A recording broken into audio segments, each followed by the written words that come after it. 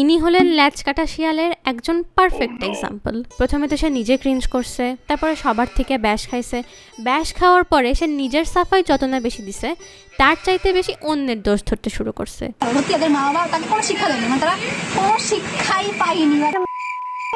হ্যাঁ, আমি তো একাই সব ভ্লগ করি না, শ্মশান ভ্লগ হয়েছে, হসপিটাল ভ্লগ হয়েছে, আমাকে নিয়ে কথা বলে অ্যামিউজিংলি, সেও তো চিটিংবাজি করছে। আমিও রিসেন্টলি এরকম চিটিংবাজি শুরু করেছি। কোন জামানায় পড়ে আছেন আপনি? আপনার মনে হয় যে এইসব ক্লিপস এখন মানুষ বিশ্বাস করবে? একটা ছোট বাচ্চাও দেখে বলতে পারবে যেটা কাটশট করা, এটা থেকে ওইটা থেকে কাটে কাটে এনে বসায় দেওয়া হয়েছে। রিসেন্টলি এরকম চিটিংবাজি শুরু করেছে। আপনাকে যদি কেউ কখনো দোষ দেয়, আপনি আগে চেষ্টা করবেন নিজের দোষটা ঢাকার, কিন্তু এর মধ্যে এরকম কোনো মেন্টালিটি নাই। এর কথাই হচ্ছে আমার লাজ নাই তো কারোরই লাজ থাকবে না, আমি খারাপ তো সবাই খারাপ। তা একে আমি ল্যাচ কাটা শিয়াল না বলে কি বলতাম আপনারাই আমাকে বলেন। আমার মুখ তাহলে ভিউজ আসবে। একটা মেয়ে আর পরিবারকে নিয়ে অনেক বেশি কথা বলেছে, আর তুমি ভেবেছো যে সেই সবকিছু আমি তোমাকেই বলেছি। আমি মনে হয় এতদিনে এই দিদি ভাইয়ের মেন্টালিটিটা ধরতে পারছি। এর বুদ্ধি হচ্ছে আমি মাইরেও জিতবো, আমি কাইন্দেও জিতবো।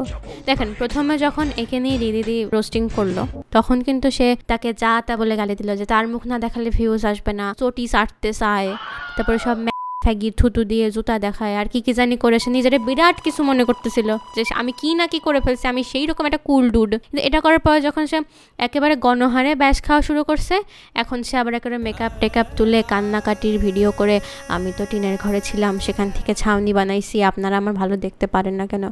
আপনি কোন ঘরে থাকতেন, টিনের ঘর না মাটির ঘর, সেটা নিয়ে না আমাদের বিন্দুমাত্র কোনো ইন্টারেস্ট নাই। আপনি এখন কোন ঘরে আছেন, আপনি কত টাকা আয় করছেন, রিয়েলি সেটা নিয়েও আমাদের কোনো রকম কোনো ইন্টারেস্ট নাই, কারণ আপনি এমন মহান কিছু করে টাকা কামান নাই।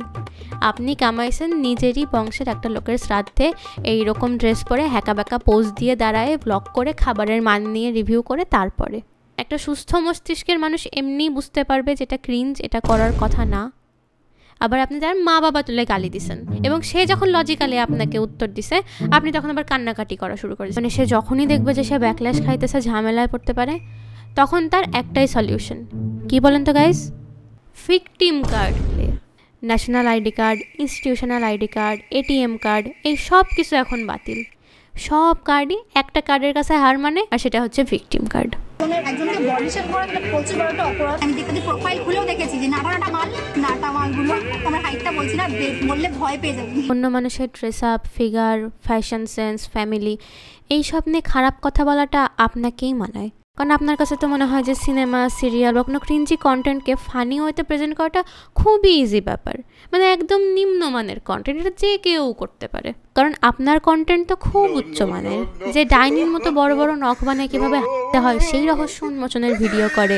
এটা হচ্ছে কাঠের হাতা, হাতা না খুন্তি, যে রান্নার ভিডিও করতে যায় হাতা না কুন্তি সেটাই চিনতে পারে না, নিজেরই বংশের একজন মানুষের শ্রাদ্ধে যায় এই রকম পোস্ট দিয়ে খাবারের মান নিয়ে ভিডিও করতে পারে, তার কাছে তো এই জিনিসগুলো খারাপ বলেই মনে হবে। ঠিক আছে, স্বাভাবিক, এরকম উচ্চমানের মানুষের কাছে আমাদের কথা নিম্নমানেরই মনে হবে, because we are not the same.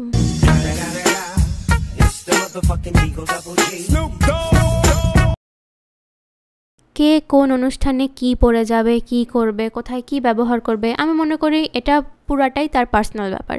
কিন্তু আপনি যখন একটা কিছু সোশ্যাল মিডিয়ায় পোস্ট করতেছেন, তখন কিন্তু আপনি জানেন যে এই জিনিসটা অনেক মানুষের কাছে যাবে, এবং মানুষ ভালো লাগে না খারাপ লাগে, ইন্টারেস্টিং লাগে কিনা, এই জিনিসগুলো নিয়ে কমেন্ট করবে, এই জিনিসটা লাইক করবে, এবং এটার রিচ সেই মতো বাড়বে। পোস্ট করার পরে যখন সেটা নিয়ে কেউ কমেন্ট করবে, কারোর কমেন্ট আপনার ভালো লাগবে না, অনেস্ট কথা, অবভিয়াসলি অনেস্ট কথা তো বেশিরভাগ মানুষের ভালো লাগে না, তো সেটাকে আপনি করে সেট করে বলে দিবেন কি, হ্যাঁ পাড়ার কাকিমার মতো সিসিটিভি লাগায় রাখছে, সে তো সব কিছুরই খবর রাখে, কে কই যায়, কে কী করে, এসব নিয়ে কমেন্ট করে।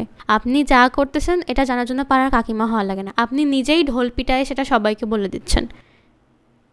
অবভিয়াসলি আপনি নিজেই ঢোল পিটায় সবাইকে বলে দিচ্ছেন। সোশ্যাল মিডিয়ায় দেওয়ার মানেই হচ্ছে জিনিসটা পাবলিক করে দেওয়া, সামাজিক করে দেওয়া। এটা জানার জন্য পাড়ার কাকিমাদের মতো ওই বারান্দায় দাঁড়ায় দাঁড়ায় ওই খবর টবর রাখতে হয় না।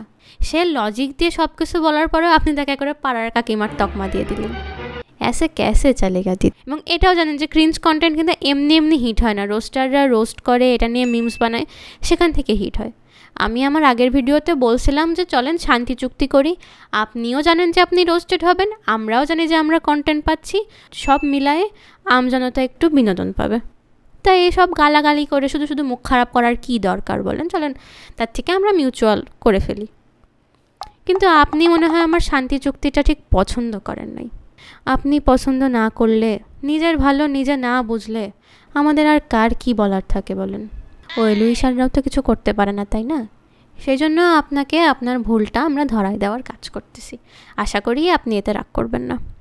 তো গাইস, আজকের ভিডিওটা এই পর্যন্তই। যদি ভিডিওটা ভালো লেগে থাকে তাহলে অবশ্যই এটাকে লাইক করবে, এটাতে কমেন্ট করবে যে তোমার এই ব্যাপারে কি মতামত, এবং আমার চ্যানেলটাকে অবশ্যই সাবস্ক্রাইব করে দেবে। আর ভালো লাগলে শেয়ার করতে কিন্তু অবশ্যই বলো না, কারণ এটা তোমার এই গরিব ইউটিউবারের রিচ আর একটু বাড়াই দিবে। তো এটাই, and don't get offended, this all are for entertainment purpose. So আজকের জন্য এতটুকুই, দেখা হবে আবার পরের ভিডিওতে।